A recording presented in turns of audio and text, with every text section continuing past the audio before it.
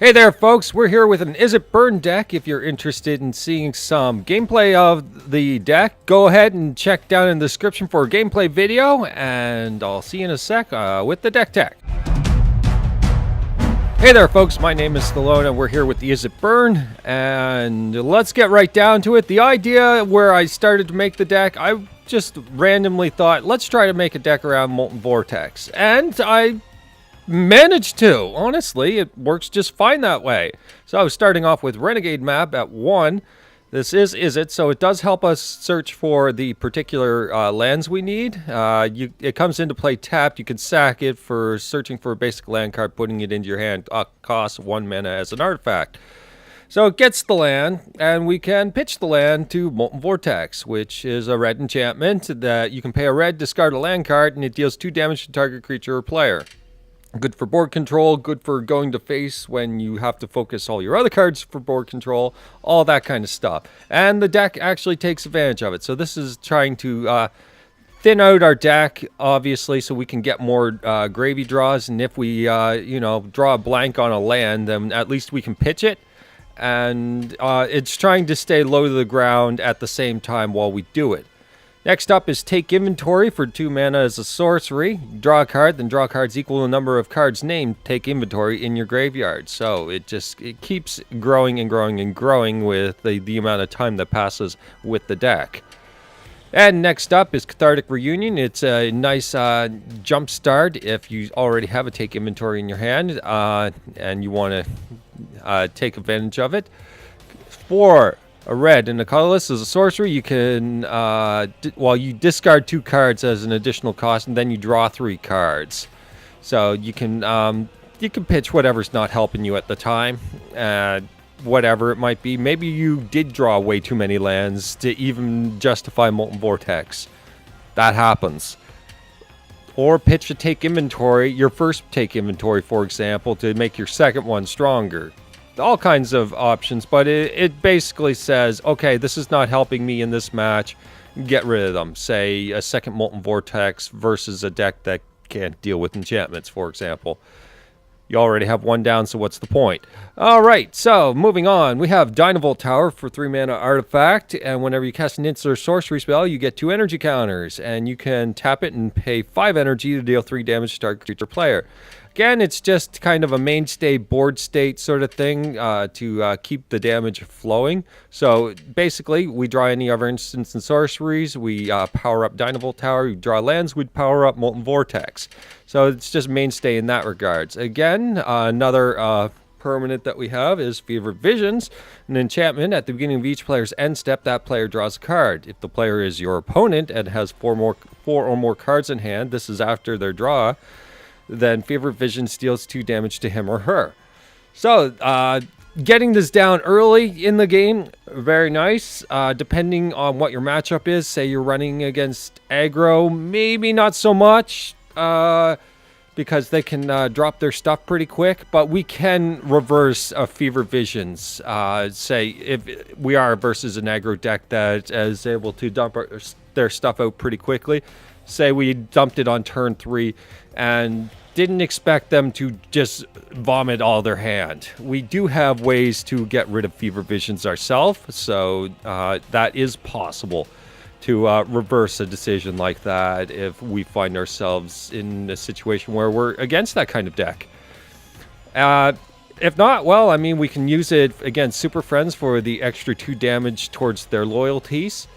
They're going to have a little bit harder time with Planeswalkers drawing them cards and whatnot like that, plus Fever Visions drawing them cards. They're going to probably be sitting on a full mitt most times. Anyways, next up is Aether Tradewinds, an interesting card that I've always wanted to kind of use. I thought it had some potential, and it does. So for 3 mana, it's an instant, and you return targeted permanent you don't control and target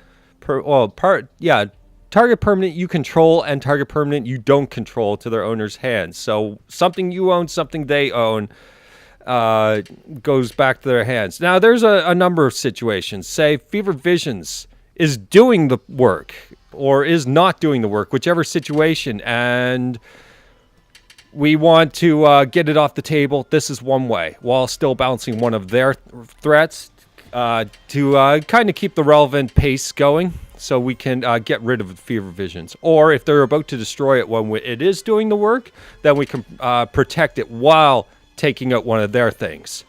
That's what the Tradewinds is there for, and it also powers up Dynavolt Tower. Interesting thing. They have a Rex Sage. You can, bounce one of their things that is not the Rex Sage, and bounce back your Dynavolt Tower, while possibly getting enough energy to activate it and at least kill off the Rex Sage. There's all kinds of tricks like that. It definitely works well in this deck to make everything come together. Next up is the one of Kozilek's Return, our one board wipe in the deck, and it's just meant for the go wide decks to try and at least slow them down enough to put us back on track and back on pace. So, for 3 mana instant, and it deals 2 damage to each creature, and the second part doesn't matter. That's really all it is. It deals 2 damage to each creature. That's how we are looking at it. Next up is Hungry Flames. Another instant, deals 3 damage to target creature and 2 damage to target player. Again, that's something that'll take out a Planeswalker if you want to redirect it. And it deals with whatever creature that might come up that 3 toughness. There's a lot of 3 toughness stuff, so Hungry Flames takes out quite a bit.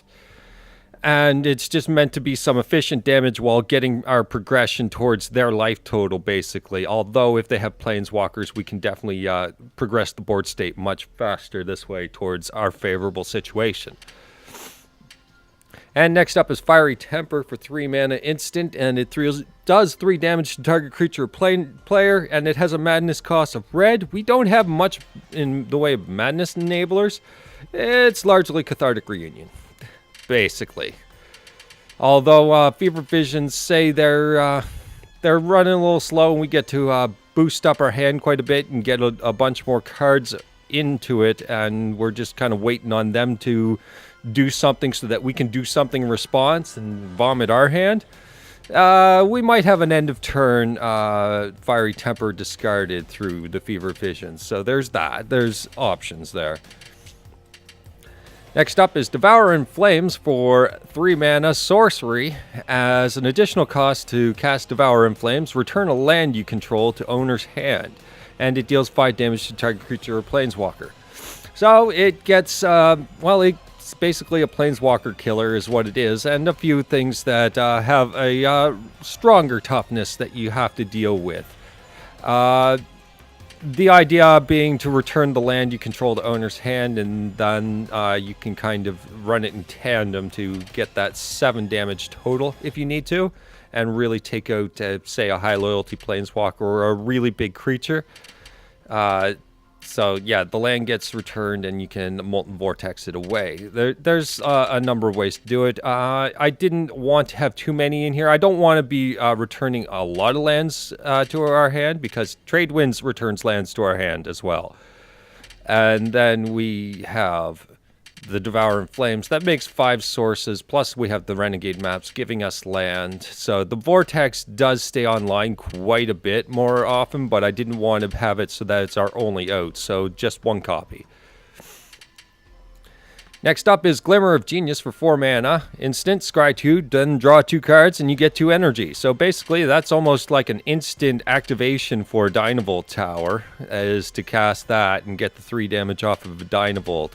I mean, it gives you with 1 Dynavolt, I mean, the aggregate amount is 4 energy out of the 5 that you need. So you can really get most of the way there towards an activation. Plus, you get the scry and the draw, which can open up your world if you need to.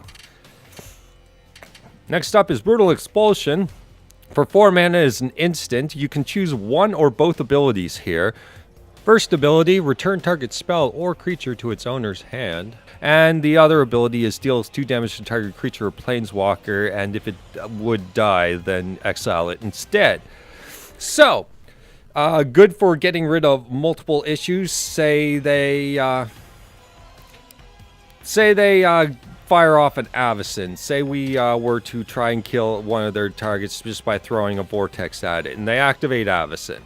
and cast it at instant speed. We can remand it and then fire off 2 damage towards whatever else, or finish off whatever thing it is, depending on the situation. If we're baiting an Avacyn, for example, we can try and get it so that Avacyn is basically doing Avacyn-y stuff, and then we can, you know, kill her off with any one of our burns after the invincible is totally useless.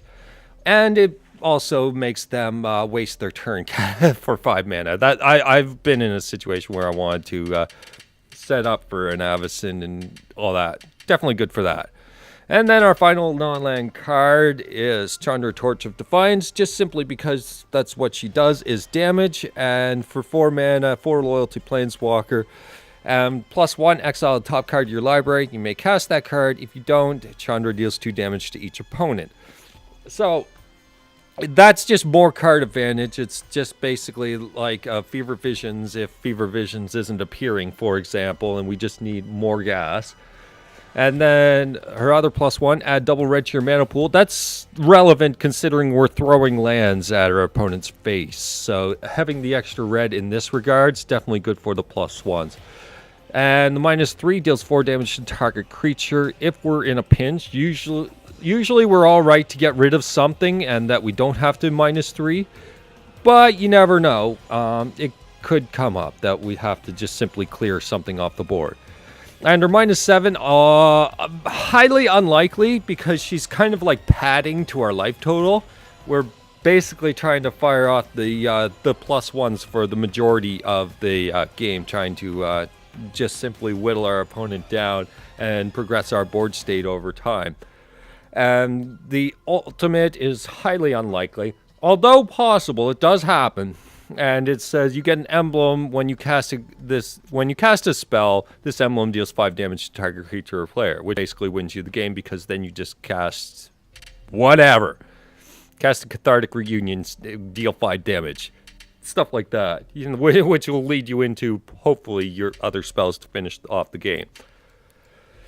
So definitely useful when it comes out, but again, like I said, we're using her as padding for our life total, while as just something that they have to deal with until we get our kind of board set up in a way that we can overtake them. So she's not intended to be fully protected or anything like that, more like she's protecting us. Okay, so moving on, we have 7 islands and 10 mountains, easily searchable, of course. 2 Wandering Fumarals, 2 Sulphur Falls, and 3 Aether Hubs, leaving us at 24 lands, which we can pitch at any time, so that's fine. We can fetch them, we can pitch them. There's our curve, nice and low. A lot into the 3 drops, I understand, but it's still good. Once we get to 6 land, which is usually where we want to halt acceleration for the most part, because we can cast 2 things, then we start trying to focus on Vortex for our lands and just hold lands in our hand. Yes, I've played against plenty of Planeswalkers decks. If you hate Super Friends and the power of friendship because they think that actually saves them, no, it doesn't save them versus this deck. This deck wants to see the world burn, and the power of friendship has nothing against that. So there we go.